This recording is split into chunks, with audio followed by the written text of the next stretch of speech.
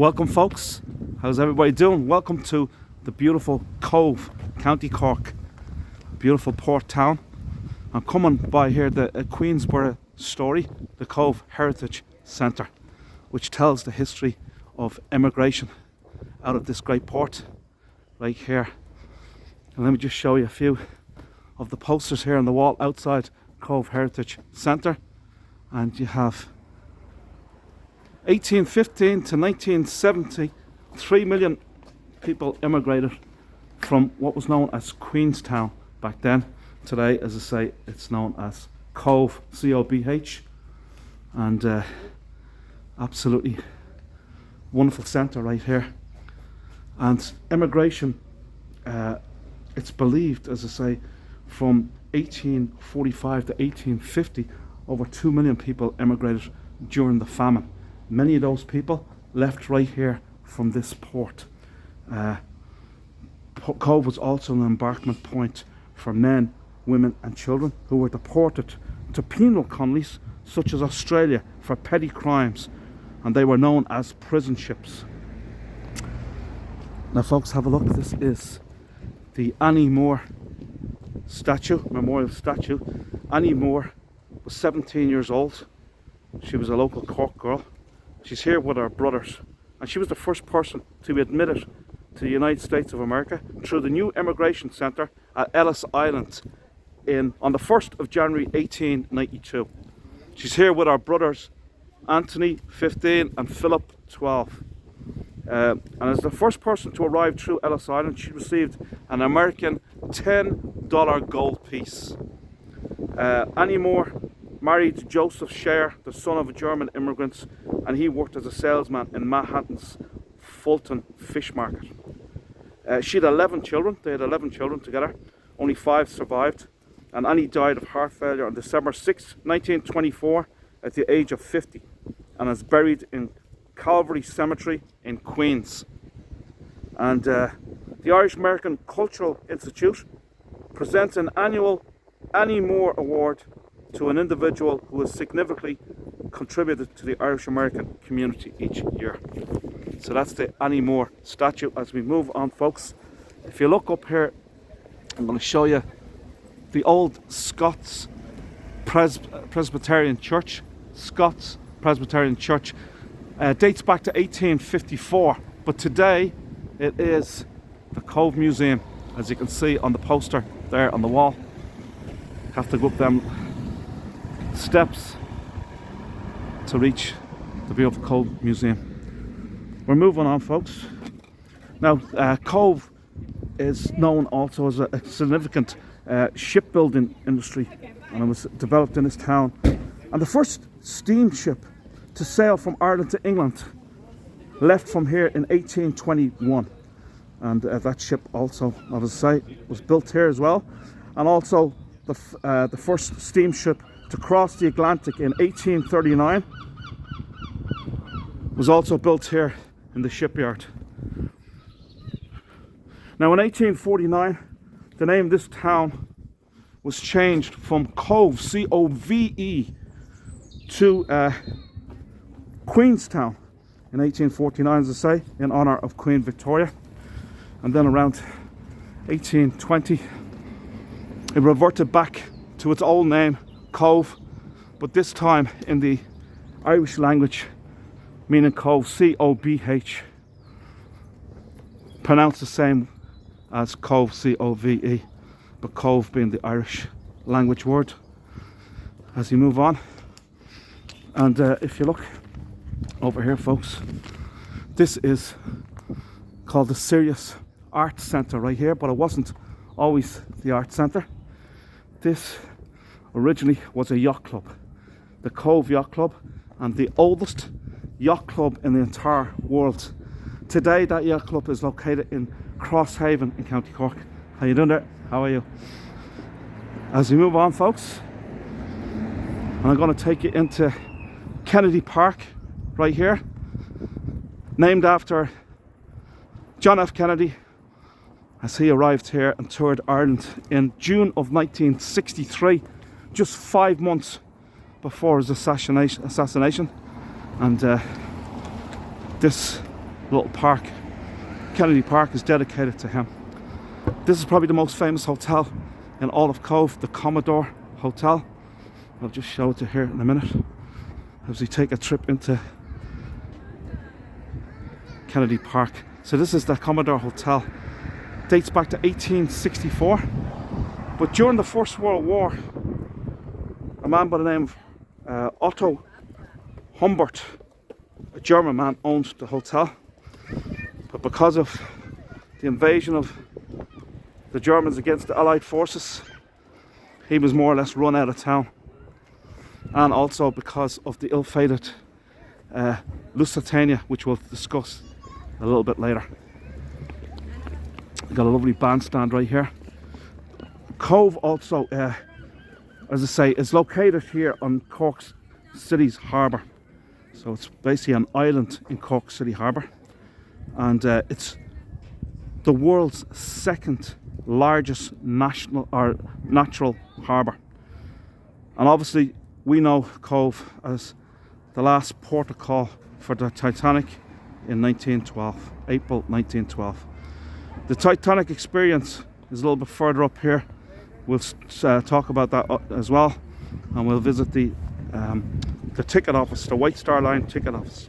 So Cobh, just to let you know, Cobh is situated in the southern shore of the great island of one of the world's finest natural harbours. Now the population here is 12,800, population of Cobh from the 2016 census.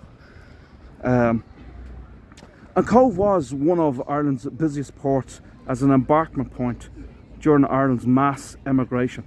And it's believed over 2 million people, as I discussed earlier when I was at the heritage site right there, emigrated from this port from 1845 to 1850. Today, Cobh is a big cruise terminal and home to Ireland's only dedicated cruise terminal. And over 100 cruise ships arrived here in 2019. Obviously over the last 2 years there has not been much action, but they're scheduled to come back in here to this port in April, and hopefully there will be more than 100 cruise ships coming into town.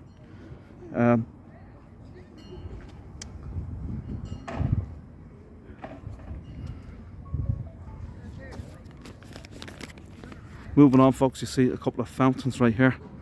There's one here, one over here.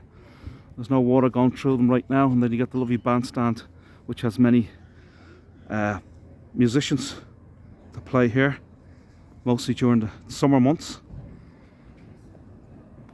Now we're going to visit, if you look straight ahead, that white building right there is the Titanic Experience.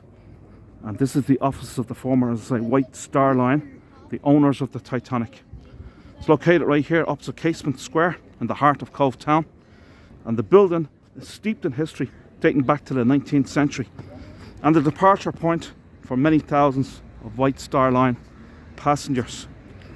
As I said before, this was the last port of call for the Titanic, and the Titanic sailed up here to Cork Harbour here in Cobh on the 11th of April 1912, having come just from Cherbourg, and before that it originally departed from Southampton on the 10th of April.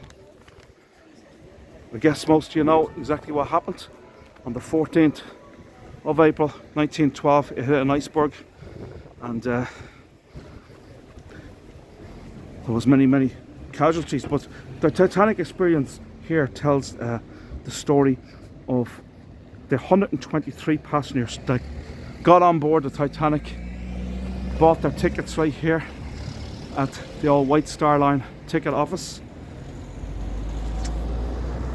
and tells the story about them 123 passengers. Only 44 survived out of the 123, so 79 perished.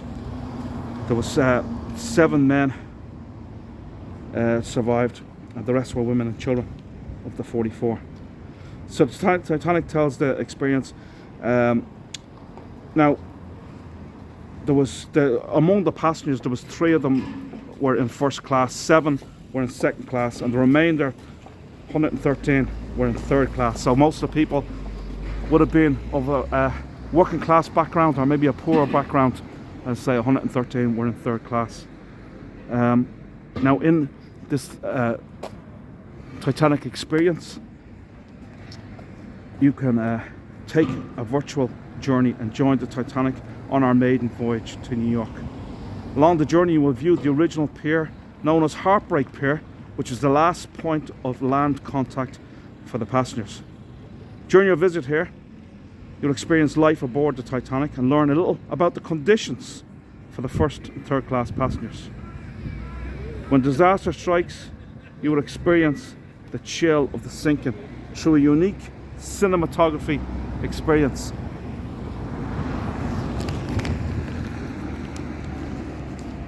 The tour lasts about 30 minutes, and after which you can explore the exhibition area. There are lots of audio, visual presentations and storyboards. You'll also learn the role of the RMS Carpathia in the rescue of the survivors of the Titanic. And when entering the Titanic Experience, you'll be given a name of one of the passengers, and you then imagine that you are that passenger. And at the end of the tour, you find out the fate of that passenger. Now, the Titanic left this port with 2,206 passengers and crew. 1,308 were passengers, 898 were crew members. Of them, 1,500 perished, so 706 survived. But an inquiry by the US said there was 1,517 that died, and the British had also an inquiry that said 1,503 perished. So that's more than the 1,500. You will hear stories like Jeremiah Burke, who sent the message in a bottle from the Titanic. You'll also hear the story of Father Frank Brown, whose photos on board the Titanic survived, and also the original letter written by Edward Colley on board the Titanic. Let's move on, folks. Up here you'll see the beautiful St. Colemans Cathedral. Now, we're not going to visit, it's just a little bit far away as regards up on the hill, but I'm just going to tell you the story of this wonderful cathedral while we're here. It's absolutely magnificent, as you can see. Now, it's also known as Cobh Cathedral, St. Colemans Cathedral, designed by George Aslan and Edward Pugin. It's a single spire cathedral, and it's a Roman Catholic cathedral which overlooks Cork Harbour. As you can see, it's built on a steep hill. The construction began on the cathedral in 1868, but it wasn't completed till 1919, taking 47 years to build due to increases in costs to build. It's in the Gothic Revival style and mostly built from limestone and blue granite. Now, its height or steeple is 91.4 metres, and it has 49 bells, and it's the tallest church in the country. And 49 bells is the largest, with 49 bell carillon is the largest in Ireland and Britain. And it's in the Archdiocese of Cloyne. So let's move on and we'll meet the most famous resident of Cobh, the most famous person from Cobh, and this is Sonia O'Sullivan. Sonia O'Sullivan, former Irish track and field star, and she won the gold medal in the 1995 5,000 metres at the World Championships, and a silver in the 5,000 metres at the 2000 Olympic Games. She set the 2,000 metre world record in 1994, which stood until 2017. She won the gold medal in the European Championships in 1994 in the 3,000 metres in Helsinki, and won gold in the European Championships of 1998 in both the 5,000 and 10,000 metres in Budapest, and then silver in the 5,000 10,000 metres in Munich in 2002. She won gold in the World Cross Country Championships in 1998 in Marrakesh in both the 8 kilometres and 4 kilometre races, and she competed in 4 Olympic Games. Now, her father was also quite a famous man from around here, because he was the goalkeeper for the local football soccer team, Cobh Ramblers. So there you go. Probably Ireland's greatest track and field athlete. Actually, definitely Ireland's most celebrated track and field athlete, male or female, Sonia O'Sullivan. And they have a poster on the wall here for her, Sonia O'Sullivan.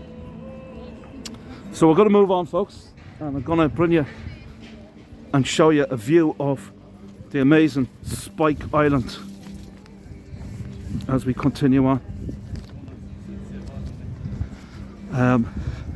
Have a look, folks, at the beautiful colourful shops, colourful homes all throughout Cobh. It's just exceptionally beautiful. Picture postcard, as they say. Absolutely beautiful. So we're coming up here, folks, as I say, to Spike Island. There's the Spike Island tours, and Spike Island has over 1,300 years of history. You can see it there beyond the harbour. That island straight ahead of you is Spike Island. As I say, they do daily tours here, and there was a 7th century monastery located on the island. The island consists of 104 acres, and there was a fortress, an 18th century fortress, and the world's largest Victorian prison. And there's also centuries old homes here as well. Now, the prison itself took up to 24 acres, and I say it's the 18th century bastion fort. Now is named Fort Mitchell, after John Mitchell, an Irish nationalist who was a prisoner on this island in 1848 at the fort. Now, this prison was named, the Spike Island itself was named top European tourist attraction at the 2017 World Travel Awards. Today, heritage tourist attraction, with 81,000 visitors coming to visit Spike Island in 2019. As I say, there was a monastery founded here on the island in the 7th century by Saint Mokuada. The island's rich history has been described as having monks and monasteries, riders and redcoats, captains and convicts, sinners and saints. Now, the prison closed down in 2004. It was the largest prison in the world when it was built in 1779, and even today there has never been a larger prison in either Ireland or Britain.